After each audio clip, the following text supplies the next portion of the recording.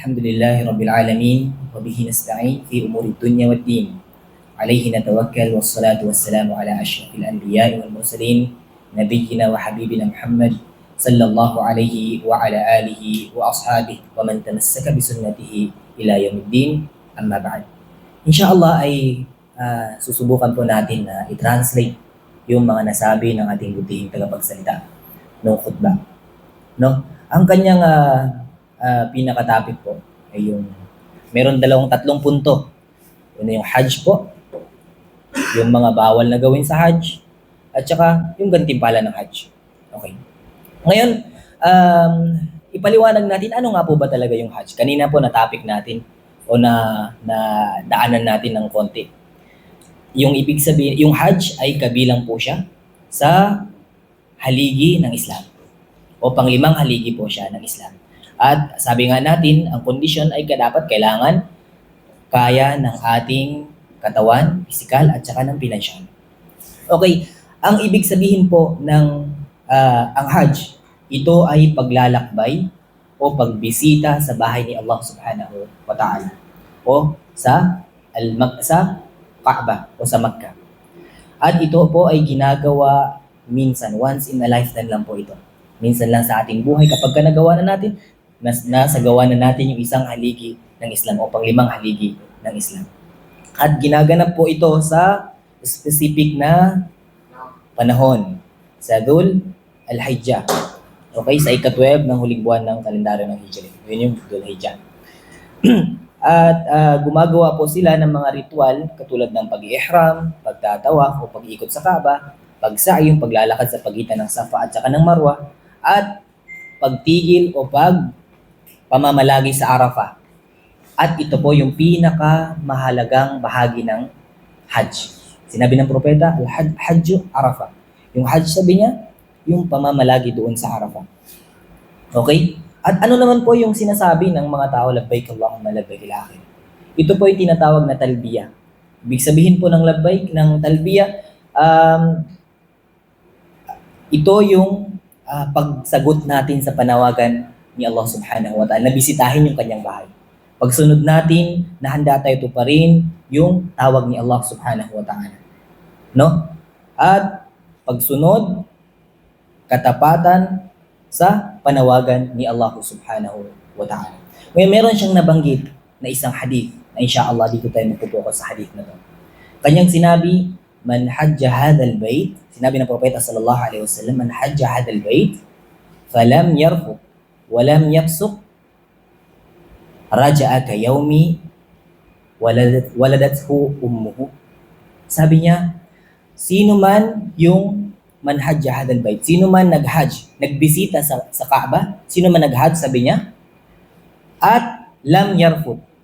Ibig sabihin ng lam yarfut, hindi siya gumawa ng mga mahalay na salita o gawain. Lalo na yung pakikipagtalik. Walam yafsuk.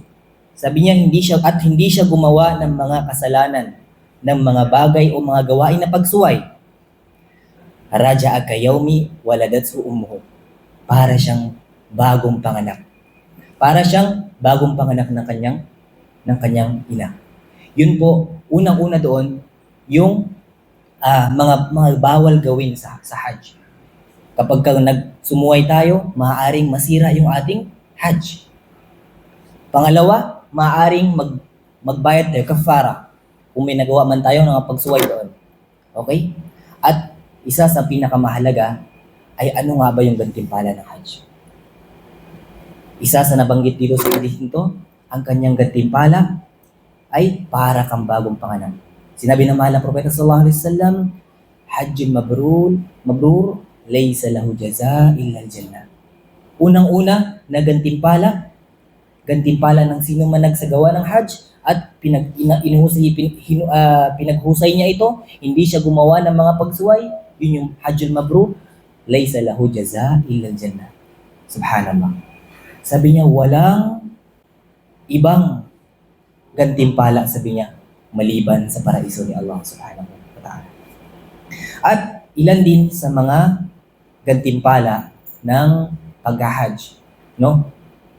Ay kapatawaran po ng ating mga kasalanan. Kaya ngayon ang sinasabi natin,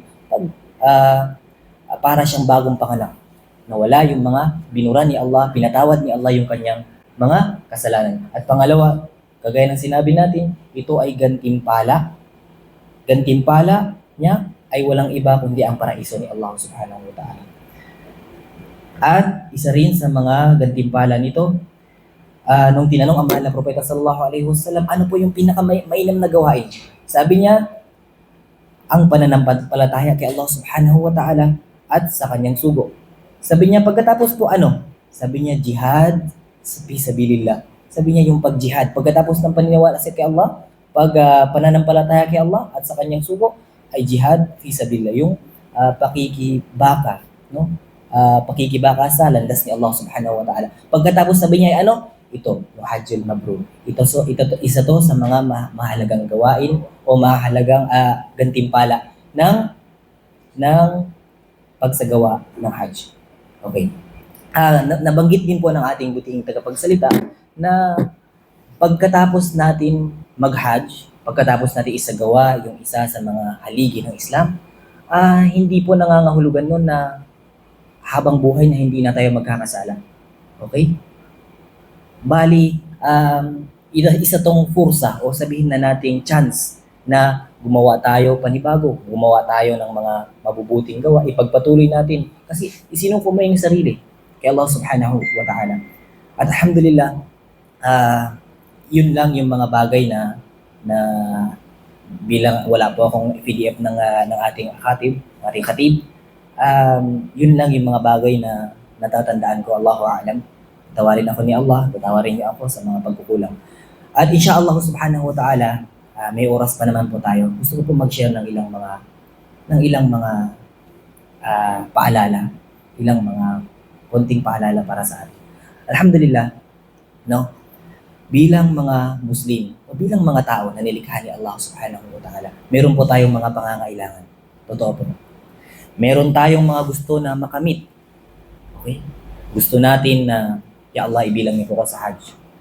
Ya Allah, bigyan niyo po sa akin yung ganitong position.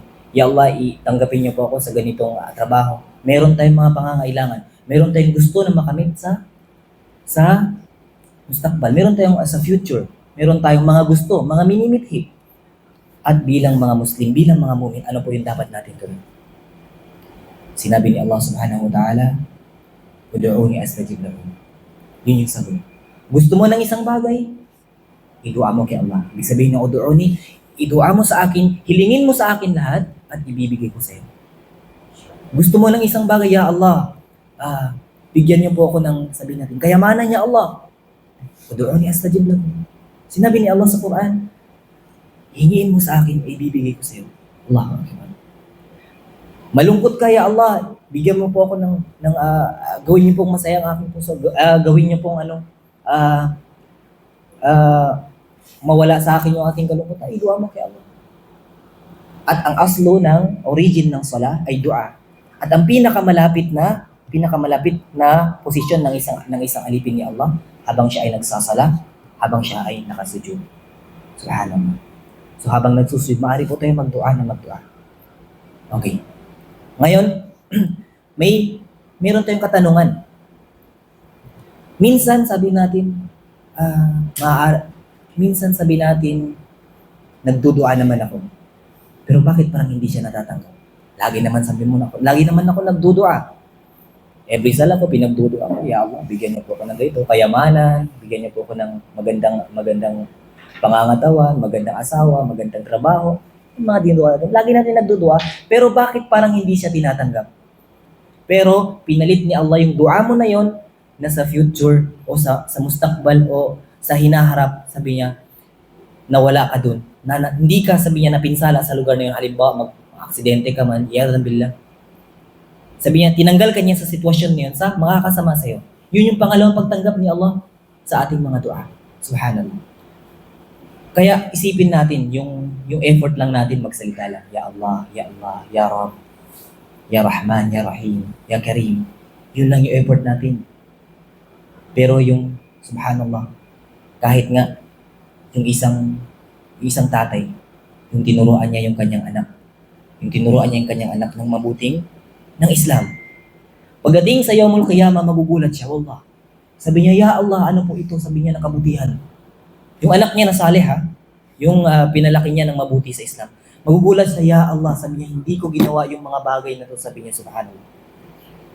Sabi niya, yung mga kabutihan na to, hindi ko ginawa to sa mundo, pero bakit ang dami, sabi niya, subhanallah. Sabi niya, Allah, yan yung dahil sa pagdua ng inyong anak para sa iyo. Subhanallah. Ganun kalakas yung dua. At ang dua, maaaring mabago nito ang future mo.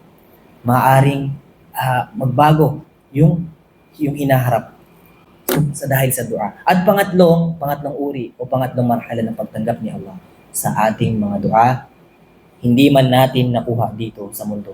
Hindi man siya ipinangbayad doon sa mangyayari, iyadhan billah, sa future. Pero ibibigay sa ni Allah na mas mainam saan? Sa paraiso ni Allah subhanahu wa ta'ala. Subhanallah. Bakit? May wisdom. Merong hikmah kung bakit ibibigay sa ni Allah sa kabilang buhay na. Dahil halimbawa, ya Allah, bigyan niyo po ako ng isang mabilis na sasakyan. Subhanallah. Ang maaari, dahil sa sasakyan na yun, napalayo ka sa Islam. Wala na, ginawa mo nag-rise na, hindi ka na pumunta sa da'wah center. Ya Allah, bigyan mo ako ng kayamanan. Hindi ka man dibigyan ni Allah ng kayamanan. Kasi baka maaaring yung kayamanan na yun, dahil sa kayamanan na yun, lumayo ka na sa iyong mga kapatid. Tinaguan mo na yung mga kapatid, baka mangutang.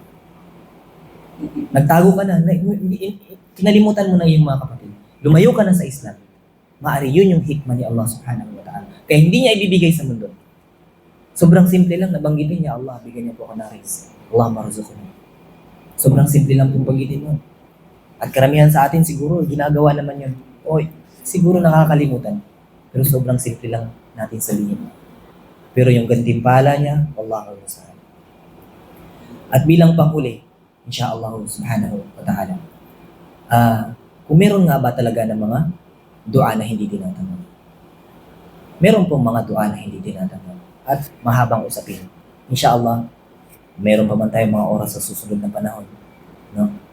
Pero ala kulli hal, ito po yung kapangyarihan ng dua. Kaya pinapayuhan ko yung unang aking sarili, subhanallah. Bago kayo, nasamantalahin natin, ika sa ibara o sa kasabihan, daqaikul intidar, imla'u bi istighfar wa dua.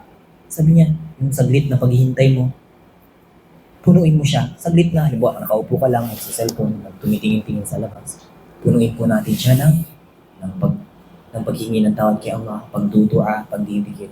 Subhanallah. Kahit yung mga mahirap sa buhay, kung gusto mo magsadaka, magdikir ka kay Allah. Subhanallah. At insyaallah hanggang dito na lamang po. Nawa ay may natutunan po tayo. Kagaya ng sinabi ko, kung may nasabi man po ako na mali o hindi tama, ito po ay dahil sa kakulangan ng aking kaalaman. At kung may nasabi ako na tama, ito ay galing kay Allah subhanahu wa ta'ala. Hindi po galing sa akin. Wallahu a'lam. Subhanakallahumma wa bihamdik. Asyhadu an la ilaha illa ant. Wa nastaghfiruka wa natubu ilaik. Assalamualaikum warahmatullahi wabarakatuh. Jazakumullahu khairan.